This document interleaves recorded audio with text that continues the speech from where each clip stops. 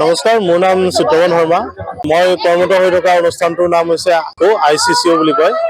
আৰু আমাৰ এই অনুষ্ঠানটো 2008 চনৰ পৰাই গোটেই সমগ্ৰ ভাৰতবৰ্ষতে কাম কৰি আছে। বৰ্তমান আমাৰ ৰিজনেল অফিচ এটা আছে গুৱাহাটী বেলতলা চাৰ্ভেত।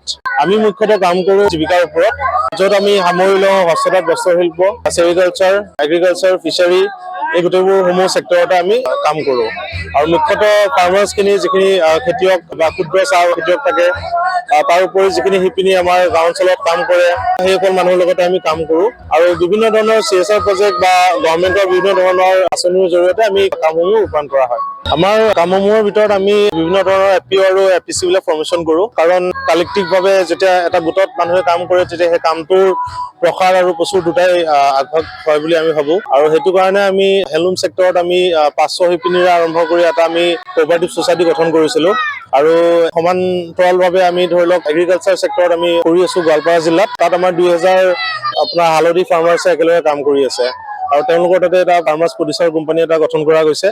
আৰু যিটো আমাৰ মৰিগাঁৱত কোঅপাৰেটিভ ছ'চাইটি গঠন কৰা হ'ল, সেইটোৰ নাম হৈছে Bakhra traditional dress making cooperative society limited, যিটো 2019 চনৰ পৰা ফাংচনেল হৈ আছে, বগৰা পঞ্চায়তৰ অন্তৰ্গত হয়। আৰু তাত 500 মহিলাই কাম কৰে। ঠিক তেনেকৈ আমাৰ যিটো টাৰ্মেৰিক ক্লাষ্টাৰ আছে গোৱালপাৰাত, তাত আপোনাৰ 2000 মহিলাই একেলগে কাম কৰে। সেইটোৰ নাম হৈছে খোজোৱা সমৃদ্ধি অৰ্গেনিক প্ৰডিউচাৰ কোম্পানী লিমিটেড। ইয়াৰ উপৰিও আমি ফিচাৰী চেক্টৰতো আমি কাম কৰি আছোঁ বৰ্তমান। তাত আমাৰ GIZ বুলি এটা অনুষ্ঠান আছিলে, তেওঁলোকৰ ছাপৰ্টত আমি ইয়াতে নেচাৰেল ফাৰ্মিঙৰ ওপৰত কাম হ'ল, প্লাছ APF বুলি এটা অনুষ্ঠান আছিলে, তেওঁলোকৰ সহযোগতো আমি বহুতখিনি কাম কৰিবলৈ সক্ষম হৈছোঁ। য'ত চাগে অসমত এইটো প্ৰথমবাৰ হ'ব, য'ত আমি PGS বুলি এটা পাৰ্টিচিপেটৰী গেৰাণ্টি চিষ্টেম যিটো হয়, সেইটো আমি ইন্ট্ৰডিউচ কৰিছিলোঁ, য'ত আমি প্ৰাকৃতিকভাৱে কেনেকৈ মৎস্য উৎপাদন কৰিব পাৰি তাৰ ওপৰত গুৰুত্ব নিৱেশ কৰিছিলোঁ। য'ত ইউৰিয়া বা কোনো ধৰণৰ সাৰ প্ৰয়োগ নকৰাকৈ কেনেকৈ আমি এটা জৈৱিকভাৱে মৎস্য উৎপাদন কৰি স্বাৱলম্বী হ'ব পাৰোঁ, সেই বস্তুবিলাক আমাৰ তাতে শিকোৱা গৈছিলে।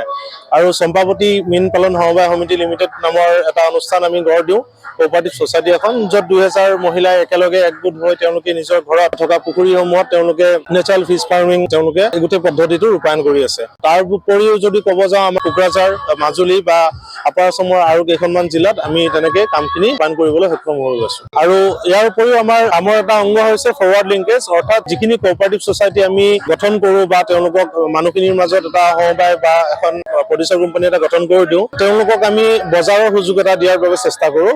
যাৰ কাৰণে আমি গুৱাহাটীত হওক বা তেওঁলোকৰ নিজৰ জিলা ভিত্তিক হওক বা ৰাজ্যিক পৰ্যায়ত হওক, তাৰোপৰি আমি নেশ্যনেল লেভেলত যিবোৰ এক্সিবিশ্যন হয়, যিবোৰ ধৰি লওক IITF বুলি কওঁ আমি, যাক ইণ্ডিয়ান ইণ্ডাষ্ট্ৰিয়েল ট্ৰেড ফেয়াৰ হৈ গ'ল বা আহাৰ ফেষ্টিভেল হৈ গ'ল, তেনেকুৱা ধৰণৰ আন্তৰ্জাতিক যিবোৰ আমাৰ এক্সিবিশ্যন হয়, সেই এক্সিবিশ্যনবিলাকতো আমি তেওঁলোকক লৈ যাওঁ। আৰু ইতিমধ্যে আমি যোৱা বিগত 2019 চনৰ পৰা যিকেইটা FPCৰ কথা বা FPOৰ কথা মই উল্লেখ কৰিলোঁ, তেওঁলোকক আমি এনেকৈ নেশ্যনেল লেভেলত এক্সিবিশ্যন বা বায়'চেলাৰ মিটত লৈ যাবলৈ সক্ষম হৈছোঁ। আৰু আজি বৰ্তমান আমি উপস্থিত আছোঁ গান্ধী বুনকৰ মেলা, হস্ততাঁত আৰু বস্ত্ৰশিল্প বিভাগৰ ফালৰ পৰা এই অনুষ্ঠানটি পতা হৈছে। আৰু ইয়াত যি ধৰণে মই আগতে ক'লো যে আমি ফৰৱাৰ্ড লিংকেজৰ ক্ষেত্ৰত বা তেওঁলোকক কাষ্টমাৰ পাবৰ কাৰণে যিখিনি কৰিব লাগে, বিভিন্ন ধৰণৰ মেলা বা বায়'চেলাৰ মিটত তেওঁলোকে অংশগ্ৰহণ কৰিব লাগে, সেই সংক্ৰান্ততে আমি আজিও তেওঁলোকক এই অনুষ্ঠানটোত অংশগ্ৰহণৰ বাবে লৈ আহিছোঁ। আপুনি লিখিব, এইটো Bakhra traditional dress making cooperative society limited, যিটো মই উল্লেখ কৰিছিলোঁ মৰিগাঁও হয়। 2019 চনতে এইটো ৰেজিষ্ট্ৰেশ্যন কৰা গৈছিলে। আৰম্ভণিতে 350 গৰাকী মানুহ আছিলে, তাৰ পৰা 500 হ'ল, আৰু বৰ্তমান 550ৰো অধিক মানুহে শ্বেয়াৰ হোল্ডাৰ মেম্বাৰ হিচাপত একেলগে কাম কৰি আছে।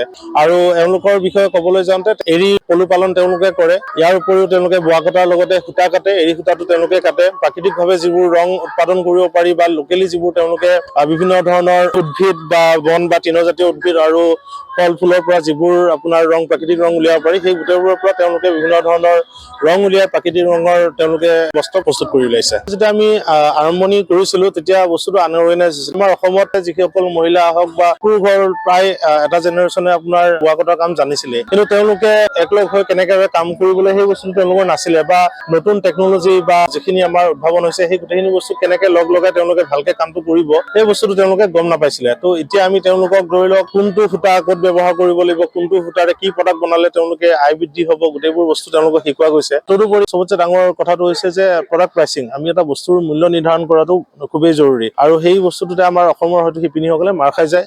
আৰু বহুত ক্ষেত্ৰত কোনোবাই ভাবে যে বহুত দাম হৈছে। আমি প্ৰত্যেকেই জানো যে হাতেৰে নিৰ্মিত বস্তু এটাৰ দাম সদায় বেছি হয়, কাৰণ তাত সময়ৰ বহুতখিনি দিব লগা হয়। সেই সময়ৰ লগতে যে তাত আনুষংগিক আৰু বিভিন্ন ধৰণৰ বস্তু হৈ থাকে, জড়িত হৈ থাকে। যেনেকুৱা আজি আমি মুগাটোৰ যদি কথা কওঁ, মুগাটো এটা জিআই টেগ পোৱা এটা প্ৰডাক্ট হয়, যিটো অন্য জেগাত ক'তো নাপায়, কিন্তু অসমতে পায়। ঠিক তেনেকে এৰীটো আমাৰ ধৰি লওক অসম বা অসমৰ চুবুৰীয়া কেইখনমান ৰাজ্যতহে পোৱা যায়, আৰু যাৰ বিভিন্ন ধৰণৰ প্ৰপাৰ্টিজ আছে নিজৰ, যাৰ কাৰণে নেকি আন্তৰ্জাতিক বজাৰ এখনত মুগা এৰীৰ সমাদৰটো বহুত বেছি। আৰু আৰম্ভণিতে তেওঁলোকে ধৰি লওক এক্ৰিলিক সূতা বা তেনেকুৱা ধৰণৰ যিবোৰ চিন্থেটিক ইয়াৰ্ণ থাকে, সেইবোৰৰ ওপৰত তেওঁলোকে গুৰুত্ব আৰোপ কৰি তেওঁলোকে প্ৰডাক্টবোৰ বনাইছিলে। কিন্তু যেতিয়া আমি ইণ্টাৰভেনশ্যনবোৰ আগবঢ়ালো, তেওঁলোকক আমি ধৰি লওক কপাহী সূতাৰ লগতে এৰী বা মুগা হওক বা টচৰ চিল্ক হওক, এনেকুৱা ধৰণৰ যিবোৰ প্ৰাকৃতিক সূতা আমি পাওঁ, সেই প্ৰাকৃতিক সূতাবিলাকৰ ওপৰত মনোনিৱেশ কৰিবৰ কাৰণে দিলো, আৰু যাৰ ফলত তেওঁলোকে আজিকালি লাভৱান হ'ব কাৰণে সক্ষম হৈছে। আৰু তাৰ উদাহৰণস্বৰূপে আজি সেই 500গৰাকী মহিলাই একেলগে কাম কৰে। তেওঁলোকে এনেকুৱা নহয় যে তেওঁলোকে নিজৰ ঘৰতে কৰে, কিন্তু যিখিনি উৎপাদিত সামগ্ৰী তেওঁলোকে আহি সেই সমবায়খনত জমা দিয়ে, আৰু সমবায়খনে আমাৰ জৰিয়তে এনেকুৱা ধৰণৰ মেলাবিলাকত হওক বা তেওঁলোকে মৰিগাঁৱতে এখন দোকান খুলি লৈছে, তাতে তেওঁলোকে পাইকাৰী হিচাপত বিক্ৰীৰ ব্যৱস্থাটো কৰিছে। আৰু তদুপৰি জাৰ্মানী, ফ্ৰান্স ইত্যাদি জেগাৰ পৰা তেওঁলোকৰ এৰী থান কাপোৰৰো অৰ্ডাৰ পাইছিলে তেওঁলোকে, আৰু এবাৰ তেওঁলোকে বাহিৰত পঠাবৰ কাৰণেও সক্ষম হৈছিলে। নমস্কাৰ, মোৰ নাম শ্ৰী টুনটুন ডেকা। মই মৰিগাঁৱৰ পৰা আহিছো ৰাষ্ট্ৰীয় হস্ততাঁত বস্ত্ৰ মেলাত যোগদান দিবৰ কাৰণে। আমাৰ ছ'চাইটিখনৰ নাম হ'ল Bakhra traditional dress making cooperative society. আগতে আমি এই ক্লাষ্টাৰটোত নাথাকোঁতে আমি ঘৰত কাম কৰিছিলোঁ। ঘৰত আমি প্ৰথম কাম কৰিছিলোঁ, ধৰি লওক জেনেৰেলি আমাৰ যিখিনি চলি থাকে বোৱা কটা, মানে কি এইখিনি চাদৰ মেখেলা আৰু গামোচা। যেতিয়া আমি ক্লাষ্টাৰত যোগদান কৰিলোঁ, যোগদান কৰাৰ লগতে আমি বহুত বস্তু বনাব শিকিছোঁ, আৰু ইক' নামৰ অনুষ্ঠান এটাৰ পৰা আমি বিভিন্ন ধৰণৰ ট্ৰেইনিং পাইছোঁ। এৰী কাপোৰত আমি নেচাৰেল ডাই কৰিব শিকিলোঁ, কুচন কভাৰ বনাওঁ, শাৰী বনাওঁ।